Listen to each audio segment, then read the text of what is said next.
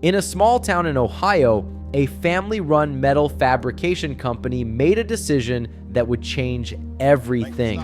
They had been in business for 23 years, turning a profit every quarter, and had built up a loyal client base and a reputation for quality work.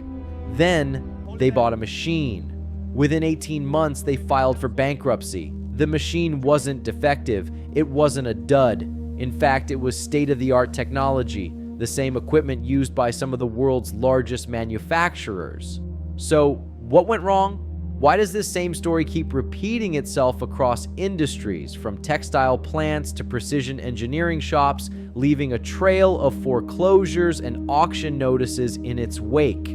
The machine we're talking about today is an industrial CNC machining center, a 5-axis computer numerical control system capable of producing complex parts with microscopic precision. When you see it on the factory floor, it looks like the future.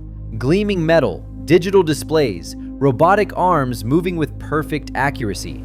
It can do the work of 5 traditional machines. It can operate 24 hours a day. It promises to transform a small operation into a modern manufacturing powerhouse. And that promise is exactly what makes it so dangerous. Let's understand why small factories buy these machines in the first place. Imagine you run a shop that makes custom metal components for the aerospace industry. You have 6 employees, 3 manual milling machines, and you're turning a profit of about $200,000 a year. Then one of your biggest clients comes to you with a new contract. They need parts with tighter tolerances, more complex geometries, and they need them faster. Your current equipment can't handle it. You have 2 choices: turn down the contract and watch your competitor take it, or invest in technology that can deliver what the client wants. Although the CNC machining center costs $800,000, the finance company offers attractive terms. The manufacturer will show you the projections. With this machine, you can increase your output by 300%. You can take on clients that you previously had to turn away. You can also reduce labor costs, as one operator can run the machine instead of 3 workers using separate equipment.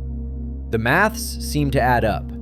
You will finance the machine over 7 years, and the increased revenue should cover the payments with plenty left over.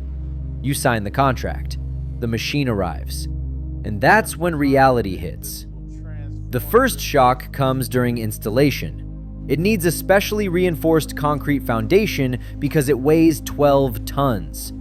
Your factory floor wasn't built to support that weight. The foundation work costs $40,000. Then there's the electrical system. This machine draws so much power that your existing electrical service is inadequate. Upgrading the transformer and installing new high-voltage lines would cost an additional $35,000. You also need climate control because the machine operates with such precision that even slight temperature variations affect output quality. HVAC modifications cost another $18,000. Before the machine has cut a single piece of metal, you're 54,000 pounds over budget, and none of these costs were included in the original quote. Now that the machine is up and running, new costs are emerging. The monthly financing payment is exactly as planned, $11,000. However, nobody mentioned that the software license would cost an additional $4,000 per year. Nor was it explained that the specialized cutting tools wear out rapidly, costing $300 each, and that you will go through dozens of them monthly. The machine also requires synthetic coolant, which costs $800 per barrel and needs replacing every 6 weeks. Preventative maintenance visits from certified technicians cost $2,000 each and happen quarterly. Your insurance premiums have increased because you are now operating expensive, high-risk equipment.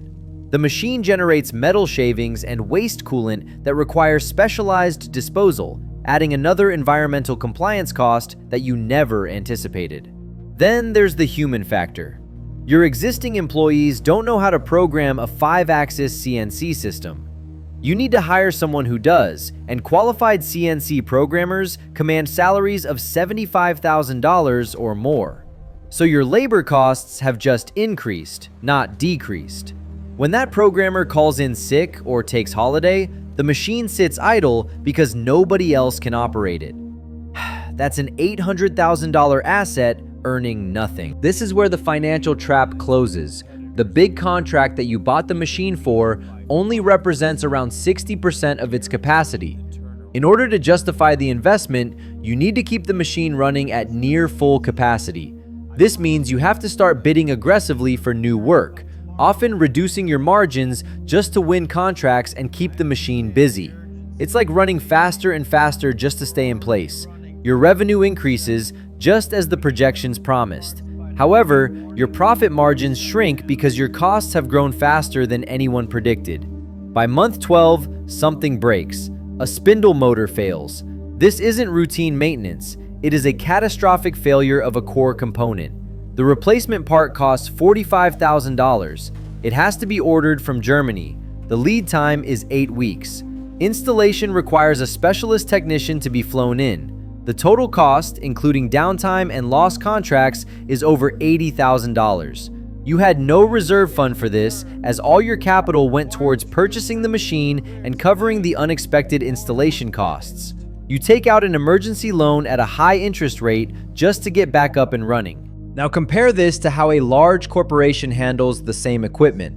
A major manufacturer buying 10 of these machines has leverage to negotiate purchase prices 30% lower than what you paid. They have in-house technical staff already on salary, so programming and maintenance doesn't add headcount.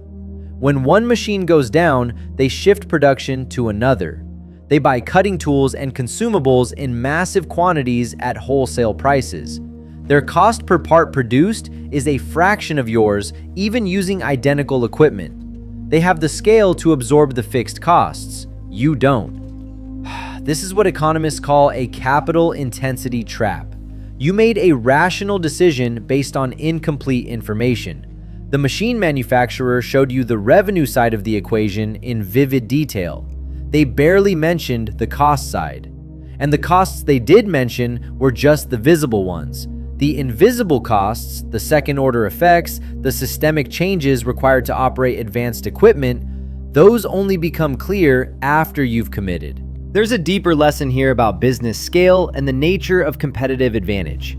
Advanced manufacturing equipment does not create a competitive advantage for small-scale operators. At best, it creates competitive parity, but often it creates a competitive disadvantage because you're competing against larger players who can deploy the same technology more efficiently. The actual competitive advantage of small factories has never been about having the fanciest equipment. It was about flexibility, customization, personal relationships, and the ability to undertake short runs and custom work, which big factories find unprofitable. The psychology behind these failures is fascinating. Business owners see their larger competitors using advanced equipment and assume that they need the same tools to compete. However, they are mistaking correlation for causation. Large manufacturers aren't successful because they have expensive equipment. They have expensive equipment because they're successful and have the scale to use it efficiently.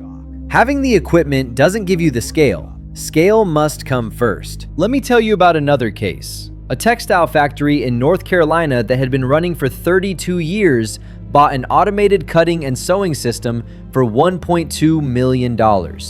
It was a beautiful promise. It would reduce labor costs by 40%, double production capacity, win contracts from major fashion brands. The reality was brutal. Training existing workers on the new system took 6 months longer than expected. Half of them were unable to adapt and had to be dismissed, which destroyed morale. The machine required constant calibration, with each calibration costing $200 per hour for a specialist. Fabric waste actually increased during the first year because the programming wasn't optimized. The fashion contracts they won had razor-thin margins, and when trends suddenly shifted, they were left with expensive inventory and a machine optimized for the wrong type of production. Bankruptcy came in month 22. The pattern repeats across every manufacturing sector. A furniture maker buys a CNC router and discovers that the dust extraction system needed costs as much as a small car. A plastics company invests in injection molding equipment and learns that the molds themselves cost $50,000 each, and you need different molds for different products. A packaging company automates their line and finds that changeover time between products is so long that they lose the flexibility that made them competitive. The equipment works perfectly. The business case was the problem. Successful small manufacturers understand the following. They prioritize investing in people, processes, and customer relationships over investing in machines. They prioritize growing demand and cash reserves. Rather than buying expensive equipment outright, they rent or lease it to test real demand. Some collaborate with other small manufacturers to share expensive machinery and spread fixed costs. Most importantly, they focus on what makes them different rather than trying to compete with companies 10 times their size on the same terms. The most important financial metric is return on invested capital, not revenue growth. Investing hundreds of thousands of dollars for a small increase in profit often yields a lower return than low-risk alternatives. Yet many small factory owners don't think this way. Fear of falling behind, pressure to retain major clients, and ambition can override rational financial analysis. This is reinforced by the sunk cost fallacy. Once money has been spent on installation, training, and specialized staff, owners feel trapped. When problems arise, they invest even more instead of admitting that the original decision was flawed. At this stage, it's no longer about the machine, it's about pride, identity, and proving that they haven't destroyed what they built. Banks and equipment finance companies understand this dynamic well. Their role is not to protect manufacturers from bad decisions, but to lend against collateral.